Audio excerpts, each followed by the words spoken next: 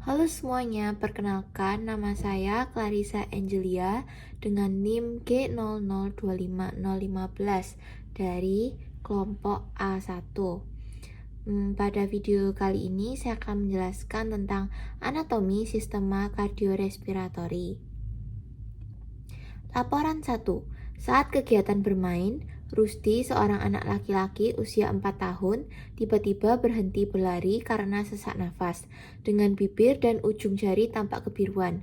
Rusdi kemudian berjongkok beberapa saat hingga kondisinya membaik. Ibunya menyampaikan bahwa sejak bayi, anak sering mengalami kebiruan terutama saat menangis atau lelah, dan pernah didiagnosis dengan tetralogy of Fallot. Pertanyaan: A. Jelaskan sirkulasi fetal circulation. Jelaskan salah satu gangguan akibat gagalnya penutupan struktur fetal setelah lahir. C. Jelaskan vaskularisasi arteri dan vena jantung. Yang pertama, fetal circulation. Yang pertama itu kita harus ingat ada 3 sambungan yang utama, yaitu ductus venosus, ductus arteriosus, dan foramen ovale. Jadi sirkulasinya itu pertama-tama dari plasenta.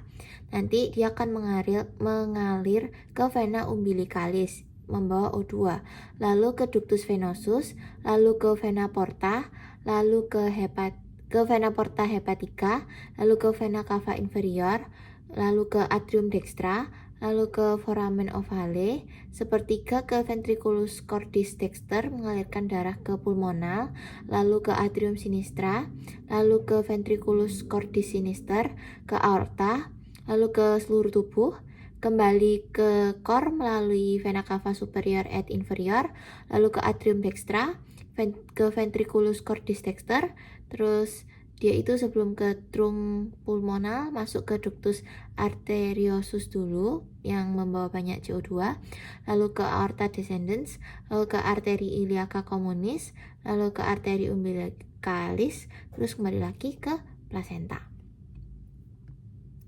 Selanjutnya, gangguan akibat gagal penutupan struktur fetal saat lahir, yaitu ada patent ductus arterius, yaitu gagalnya perkembangan ductus arteriosus menjadi ligamentum arteriosum. Lalu yang kedua ada patent foramen ovale, gagalnya perkembangan foramen ovale menjadi fossa ovalis. Untuk vaskularisasinya, jadi aorta ascendens ini nanti membagi menjadi 2, yaitu ada arteri koronaria dextra dan arteri koronaria sinistra. Kita bahas yang arteri koronaria dextra dahulu. Nanti arteri koronaria dextra ini membagi menjadi 3 cabang, yaitu ramus nodus SA, ramus marginalis dextra, dan ramus interventricularis posteriores yang biasa disebut PDA. Lalu untuk yang arteri koronaria sinistra itu dibagi menjadi ramus interventricularis anterior biasa disebut LAD dan ramus circumflexus. Nanti dari ramus interventricularis anterior ini menjadi rami lateral, sedangkan untuk ramus circumflexus ini nanti menjadi ramus marginalis sinistra. Mayoritas vasa venosa pada core itu bermuara pada sinus coronarius menuju atrium dextrum, vena cardiaca magna, vena cardiaca parva, vena cardiaca media, vena cardiaca posterior, vena oblique atria sinistra, vena posterior ventriculi sinistra. Sedangkan vena cordis minima bermuara langsung ke atrium dextrum melalui foramina venarum cavarum. Lalu laporan 2. Saat musim hujan, Badi mengeluhkan hidung tersumbat yang berlangsung beberapa hari, disertai nyeri pada daerah pipi yang memberat saat menunduk. Ia juga merasakan lendir kental mengalir ke tenggorokan. Pada pemeriksaan, dokter mencurigai adanya peradangan pada sinus maxillaris yang berkaitan dengan gangguan drainase di meatus nasi medius. Pertanyaan: A. Jelaskan sinus paranasalis yang terdapat pada hidung beserta fungsinya. B. Sebutkan pembagian meatus nasi dan lubang muara drenas masing-masing sinus. C. Jelaskan mengapa sinus maxillaris lebih sering mengalami sinusitis dibandingkan sinus lainnya. Jadi sinus paranasal dan fungsinya. Ada 4, yaitu sinus maxillaris, ada sinus frontalis, sinus ethmoidalis, dan sinus sphenoidalis.